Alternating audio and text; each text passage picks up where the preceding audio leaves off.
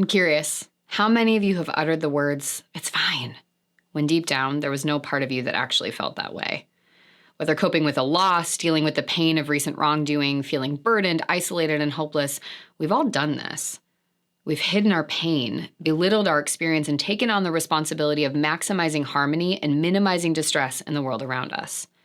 And it's time we stopped. You have a right to feel your feelings and to move through your grief.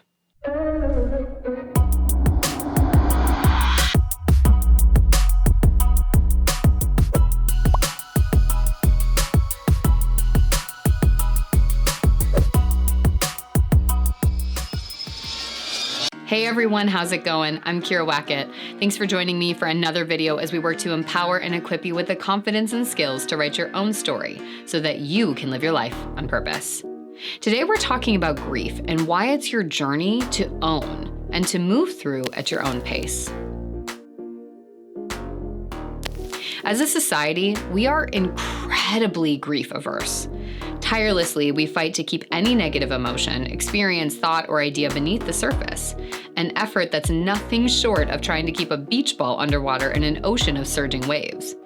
Whether it be our own or someone else's suffering, we've eroded any place for it. Part of this is a result of our biology. Our brain's fear response surveys the world around us for threats, real or perceived, to our survival, which is good. We want our brain to find and squelch threats, but only when they're actually threats. See, over time, this is the part that's on us, we've internalized a belief that our survival depends on our ability to keep it together and be fine. As such, it's become a threat to our social emotional survival to inconvenience others with our pain or to stop doing, to be, in this case, not fine. And not only do we hold ourselves accountable for this BS idea, but we hold others to it as well. Mantras and beliefs of, get over it, it's not that big of a deal, you or I should be fine by now, it's been X amount of time, how come you or I am not over it? Or, it was only, consume us. They're the bumper sticker beliefs to which everyone adheres. No, don't get me wrong. I'm not saying that we don't ever let ourselves feel pain. We're not expecting everybody to be a robot yet. We can, but in socially acceptable and approved ways, timelines, and presentations. And over time, because we don't get the opportunities to really get curious about and process our pain, begin to believe that if we allow ourselves to feel it, we're gonna get stuck there. We worry if we start crying, we're gonna cry forever. We worry if we get angry, we're never gonna stop being angry. We fear the judgment from others if this thing we should be fine about is something we aren't fine about. And compounding this is the fear that others around us can't tolerate our grief or will be too overwhelmed. And so in addition to judging us for our grief, they'll leave us. So we tell ourselves the lies of being fine. We create masks and we perform our best put together look every day.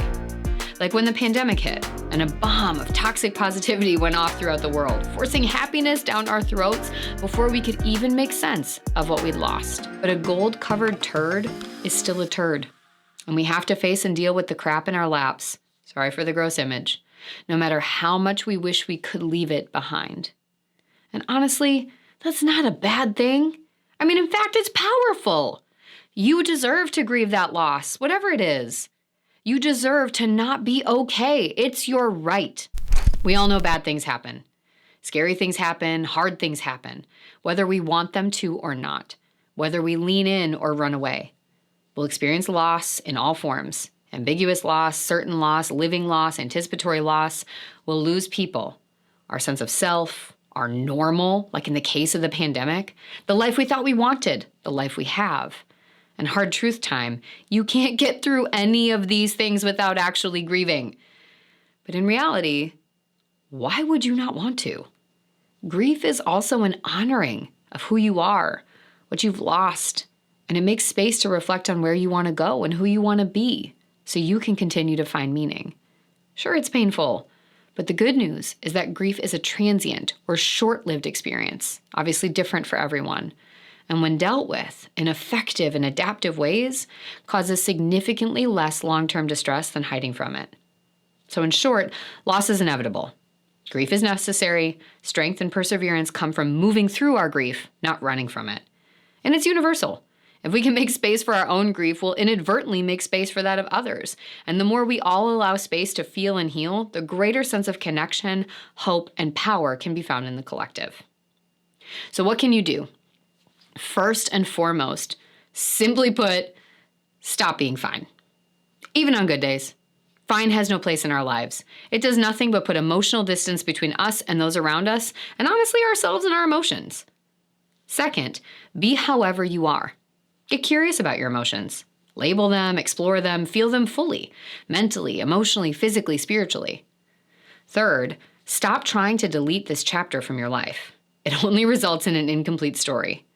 I love Harry Potter, and the chapter where Dumbledore dies, spoiler alert, but it's been 20 years, so if you don't know that by now, sorry. It's an incredibly painful chapter. But if you take that chapter out, or the chapters that follow it, the story loses its power and the meaning of the story and all that's done after that loss. Fourth, stop comparing loss and circumstances. When I was in 6th grade, my boyfriend broke up with me, and I was heartbroken. I thought I would never get through it. If an adult came up to me and told me that I didn't have a right to my pain, or that I don't know what real pain is, or that someone else has it worse, all that does is invalidate my pain and lead me to believe that only certain pain is worthy of feeling. The worst pain or loss you can experience is your own. There's no scale to compare it to. My pain, your pain, everyone's pain has a right to be in the room. Whether it's a breakup, a health diagnosis, pet loss, divorce, rejection from a school, job, event, whatever it is, your loss is valid. And your loss not only gets to be, but needs to be grieved. Number 5, get support outside of your normal system. Whether that's a therapist, support group, spiritual leader, or whatever calls to you. Find someone who you don't feel pressured to be fine around, or whom you feel responsible for making sure they're fine. Find a place you get to be as unfine, that's a real word, right? As you want to be, so that you can explore what you're really feeling. And 6, trust the process.